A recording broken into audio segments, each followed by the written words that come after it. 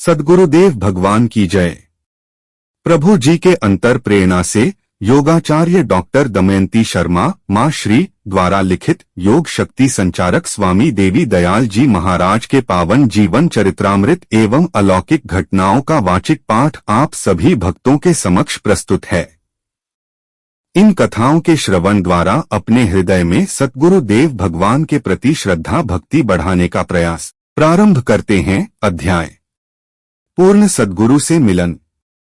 अपने इष्ट भगवान हनुमान जी से ध्यान में संकेत तथा पूज्य माता पिता से आज्ञा आशीर्वाद प्राप्त कर हर्षोल्लास के साथ प्रभु चिंतन करते करते आप योगेश्वर श्री मुलखराज जी महाराज जी के निवास स्थान की ओर बढ़ते चले जा रहे थे।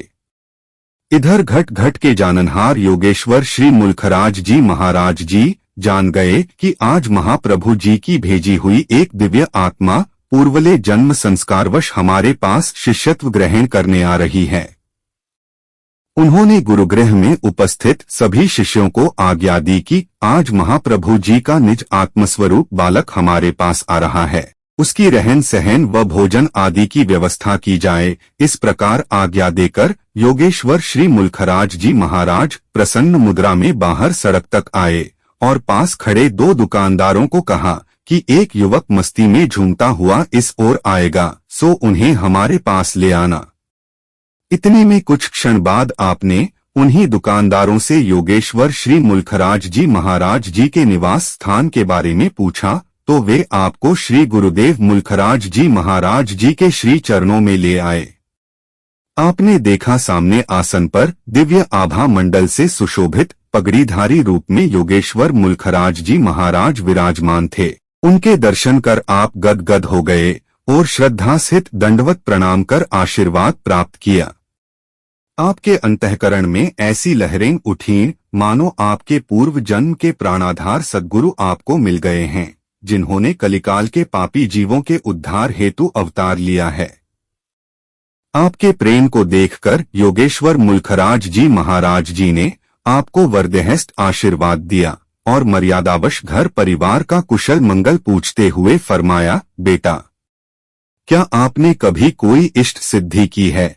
आपने योगेश्वर मुलखराज जी महाराज जी के श्री चरणों में नतमस्तक होकर विनम्रता से उत्तर दिया, हाँ महाराज जी, प्रभु कृपा से भगवान हनुमान जी की उपासना करता हूँ। अपने गुरुदेव से आज्ञा प्राप्त कर आप भगवान हनुमान जी के ध्यान में बैठ गए और घंटों एक ही आसन में बैठे रहे। योगेश्वर मुलखराज जी महाराज जी आपकी अपने इष्ट के प्रति इतनी अगाध प्रेमा भक्ति देख प्रसन्न हृदय से फरमाने लगे, बेटा, महाप्रभु जी आप पर अति प्रसन्न है। प्रभु कृपा से हम आपको ही आपके इष्ट का यानी हनुमान जी का साक्षात स्वरूप बना देंगे। अपने गुरुदेव से ऐसा आशीर्वाद प्राप्त कर गुरु प्रेम में विभोर आपका मस्तक उनके श्रीचरणों में झुक गया। तत्पश्चात गुरुदेव से आज्ञा पाकर भोजन प्रसाद ग्रहण कर आप विश्राम में चले गए। विश्राम के बाद आप फिर अपने इष्ट उपासना में तल्लीन हो गए।